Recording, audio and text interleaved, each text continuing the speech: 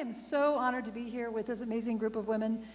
You heard from our sponsor, Credit Suisse, about how they're building movements with the work they're doing around the world. And the women that we have on stage, that you heard Mike Fries introduce, they're also building movements, right? So we're so excited to bring to you an evening, just a quick conversation with some of the most amazing women in the hemisphere that are doing some extraordinary things. So yes, thank you. So I'm going to let them just tell you a little bit about their individual work, and then we're going to talk. No big whoop.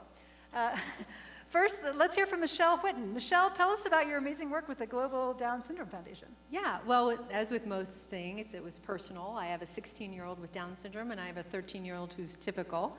I guess also I should say I'm a cable baby. I grew up in the cable industry, and I have, a father from China, a mother from Italy, so I kind of have an international perspective on things. And when my daughter was born, we discovered that Down syndrome is the least funded genetic condition by our National Institutes of Health, and there was very little in the way of medical care, and so we decided to change that on an international scale. Phenomenal. I love that. Yeah. Right? Yes, applaud for that, please.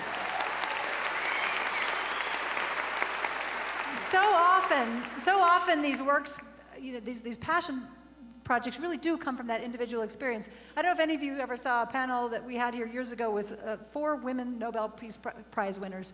And to a person, they all said, I'm no hero, I'm not extraordinary, I just happen to be living in Northern Ireland during the Troubles, right? So, and of course, we all know that's not true. They were heroic, but it really does typically stem from your personal experience and how that affects you. So thank you for that amazing work.